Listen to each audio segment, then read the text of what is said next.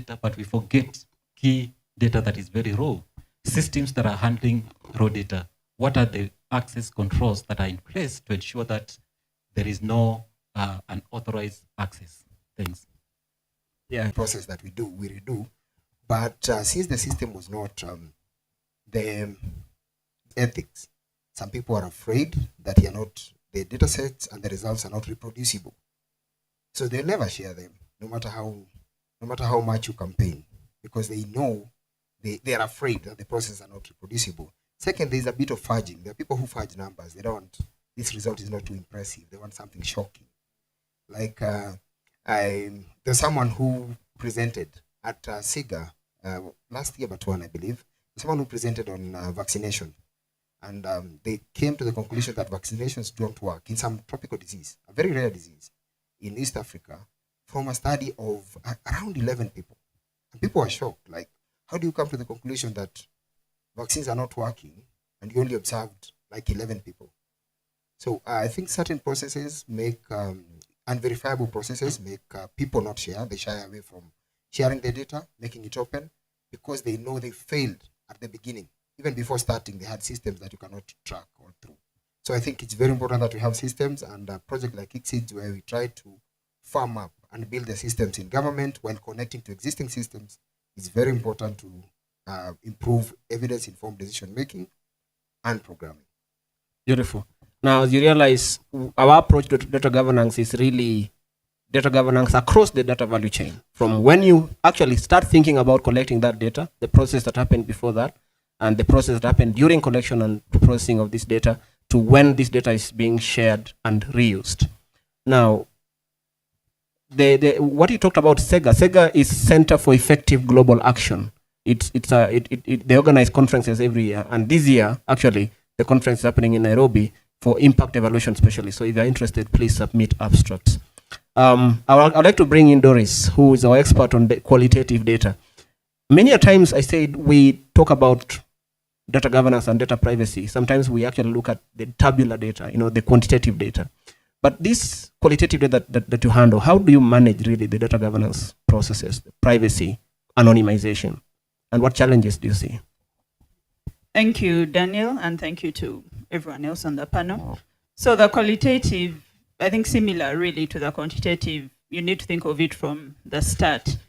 And maybe it's even more serious for the qualitative because it has a lot of subjectivity, a lot of identifiable information, potentially. You'll have, a lot of data that you're collecting during the interview that involves people's names. You're having a conversation, saying people's names.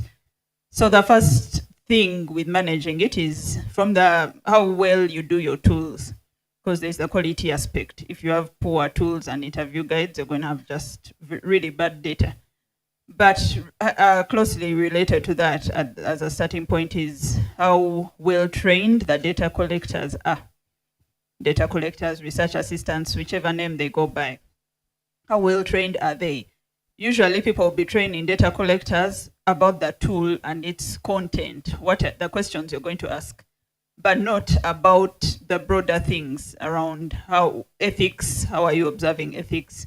Are you make sure that the interview is in a private place, confidentiality. If you're talking to a woman, the husband should not be there on the side sitting and looking into the interview. So is that training done on the broader things that can help with the privacy, the security?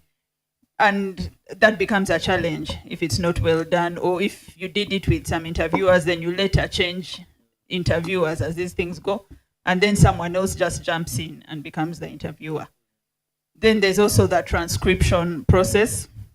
There are a number of things. I'm just going to highlight the main ones. There's transcription. So you have the audio files, and then how are you going to transcribe those? Now there's a number of ways in which transcription is being done, which are a challenge. The first is that sometimes the person who transcribed is not the data collector who was trained. So they'll come and transcribe following, their own rules. You've said label the transcripts to keep them anonymous. Respondent 1, village X, code 00. And then this person will come and put respondent 1, Doris, in Kenya, and put all identifiers, APHRC. So the labeling of the transcript. But even when they label it and anonymize it well, within the text of the transcript, there are a lot of identifiers. The interviewer, I'm saying, so Doris, what did you do? Says, oh, I went with Boniface there, and all the names are still there. So that is also a challenge. Someone can pick up the transcript, identify who it was, especially for, and it's worse especially for the more sensitive interviews. There are those very small samples where you can really know who it was.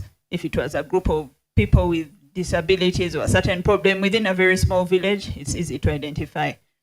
So there are a lot of challenges around the training, the transcripts, and the audios themselves. So now they are the audios from the interview. Once in a while, there are even videos, but mostly audios. How are these stored? Where are they kept? Who has access to them? And the difference also between the qualitative and the quantitative is that usually you may have these external data collectors who are not working in the organization. You needed people who speak the language in a particular area, who know the area and all that.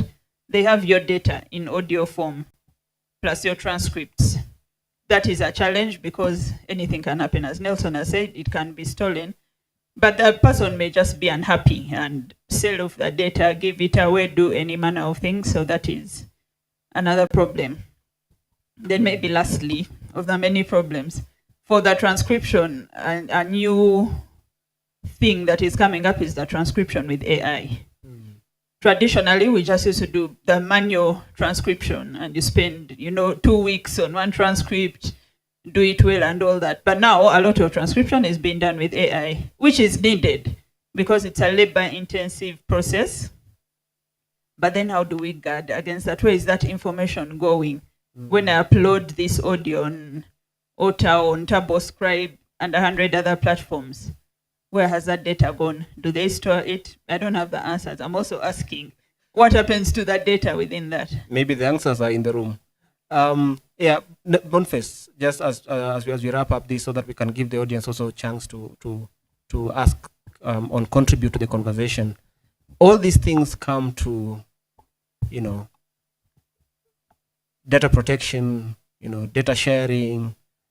At FHRC, how should institutions now, from our experiences at FHRC, how should institutions respond to these complexities? Of course, Kasait mentioned earlier that that research data may be exempted from data protection, but it's mostly because with the assumption that this data, when it is being shared, is anonymized.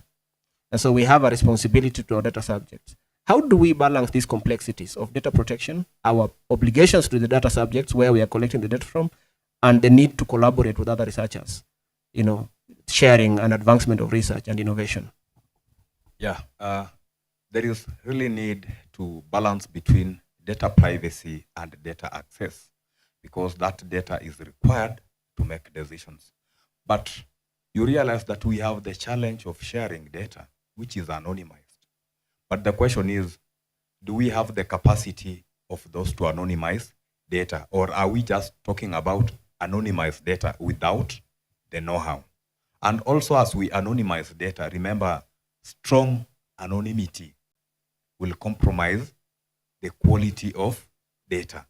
Then that data is not reusable, because the purpose of sharing data, for it to be a renewable energy, it should be able to be repurposed, reused. So therefore, we need to engage in what we call risk-based approaches to data protection. Like, we want to look at how sensitive is this data. If data is not so sensitive, you do not need to subject it to strong anonymity and strong statistical disclosure.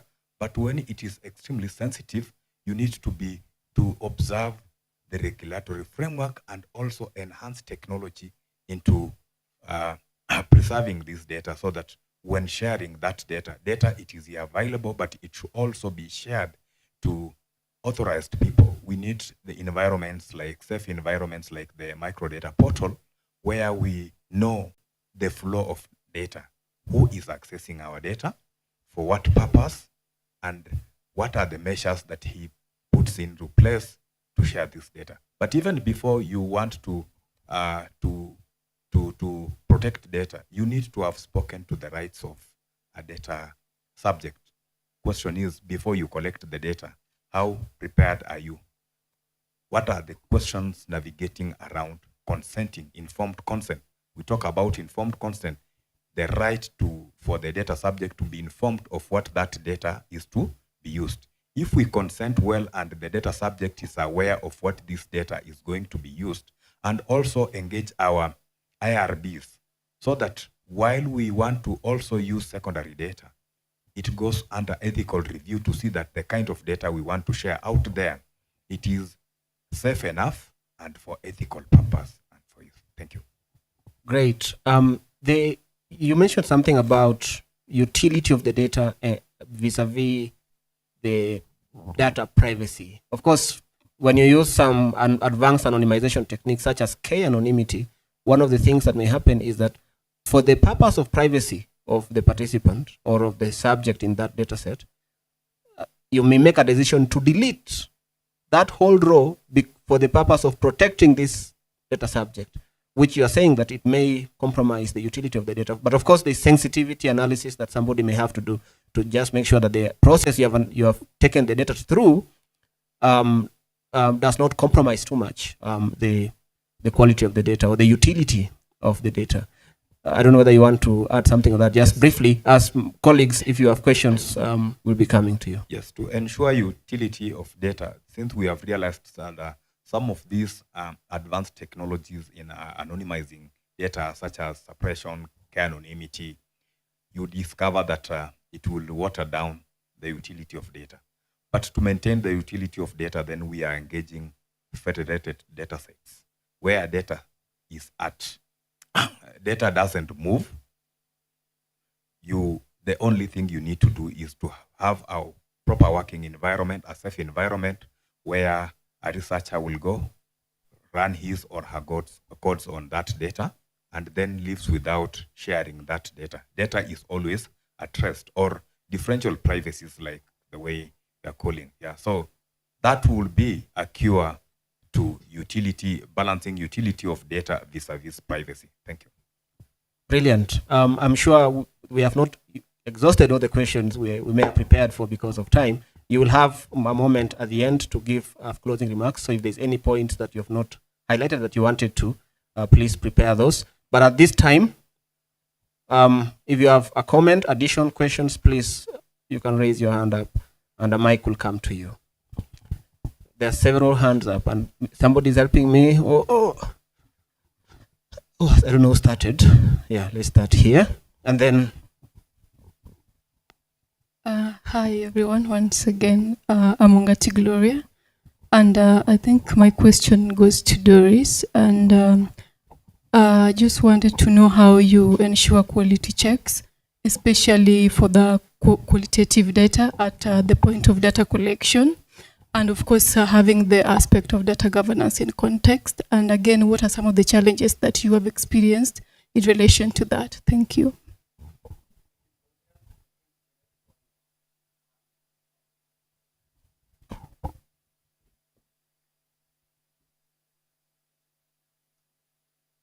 Hi, I'm Christina Julu with Open Institute. And thank you for that session. And just bringing out issues around NDA and how you design your tools. Very intriguing. I have two questions. Having been in research for all these years, and this being a learning opportunity, have you had instances of data breaches? And how have you handled this as an institution? Number two is, around that, what are some of the mitigation measures that you have put in place? Then just out of curiosity, how do you bring in the aspect of data protection by design in your work? Thank you.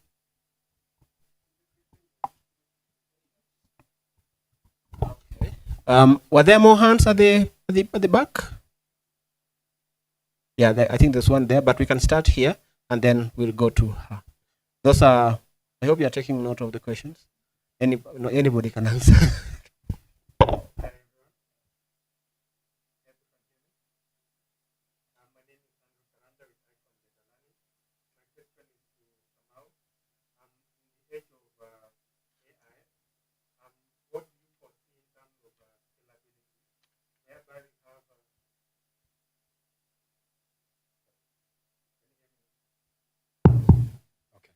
Okay, is it clear? Okay. My name is Andrew Karanja. I'm with Icon Data and Learning. My question is to Kamau. In terms of AI, there is the large language models. So you find that you have data scientists who are interacting with the large language models. So in terms of future projection, do you foresee whereby we have hosting being done locally within the countries? Because there is the data protection bit that comes whenever there's uploading of data sets or whenever there's uploading of data sets. So you find that the servers are hosted whether in China or in the US. Do you foresee a future whereby you have them hosted within the country? Thank you. Great question. I think we'll take the last one for this round. You can give us your name.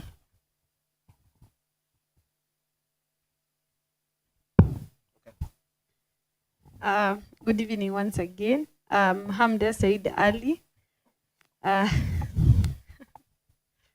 Okay. So maybe my question I will give of maybe case study of what we as an organization are doing.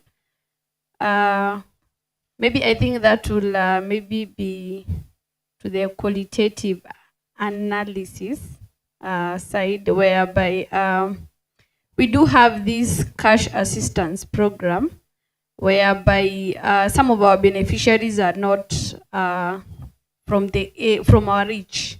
So they are maybe in another county, for example, Marsabit and Turkana. And so usually we do maybe data collection, mostly through maybe phone interviews. So my question is, in such scenarios, how can you ensure you get their consent first? And by consent, I mean a consent that is maybe evidenced, or if there is a way you can document. I won't go into issues of maybe doing, maybe recording the phone call conversation and all that, but maybe you guys can guide since you've been in this research industry. And also, that is by the way, but I'm looking to doing my master's research in monitoring and evaluation, and maybe I hope to connect with you guys in terms of maybe acquiring data from APHRC. Yeah, thank you. Great. Thanks for those questions. Yes. Yeah, you can get in touch with us, and depending on your research question, there are lots of data sets that you can access. Doris, I think you had two questions. Maybe we'll start with you. If you can summarize. The first one was on quality by Gloria. She asked about quality during data collection and how do you incorporate data governance during that field. And of course, some of the insights actually, I think they may cut across both qualitative and quant. Okay, thank you for the questions.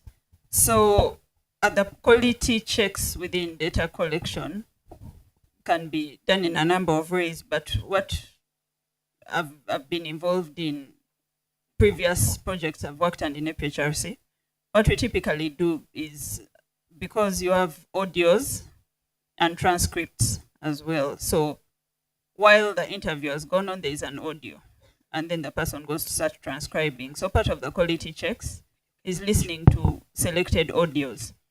You may have a fairly big data set, like 50 people. That's big for qualitative, so you can't listen to all. But you can pick some, listen to the audio, and then compare with the transcript. It may sound a bit strange, but it's actually very effective. I can give an example. We were doing work in the slums in Kampala, informal urban settlements, with mothers, including adolescent mothers.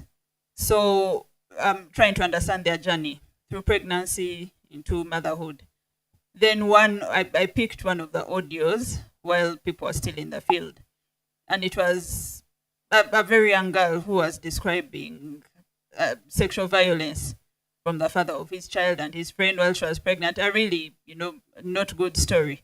So when the transcript came in, just out of interest, because I had chanced on that audio first, I decided to read that transcript first for analysis, and all that section was cut out by the data collector.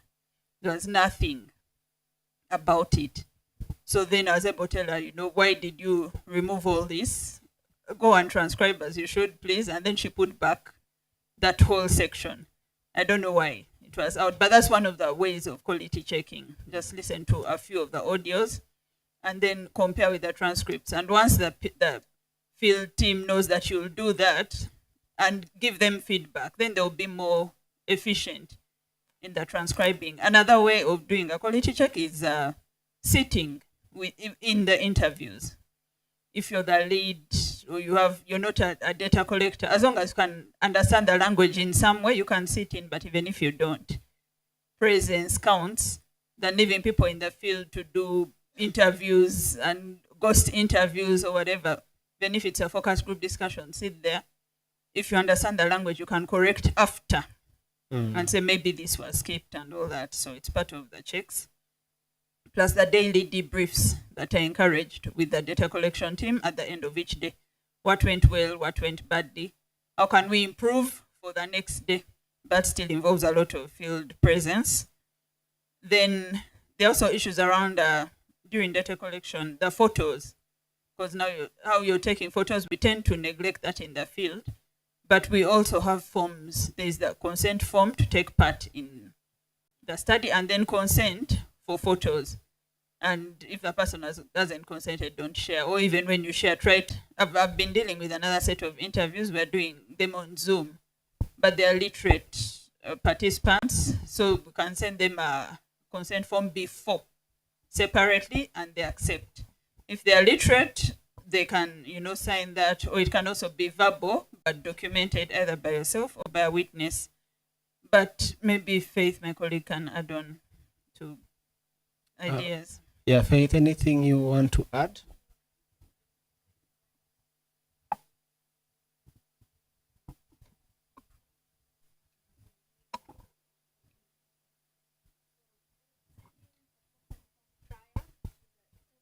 Of course, you've done your recruitment and you already know the participants. So sending this before, that would help. And then making sure that during the data collection itself, you also take through the participants the whole process of consenting and also collect that bit. So you have that two set of concepts that you've collected.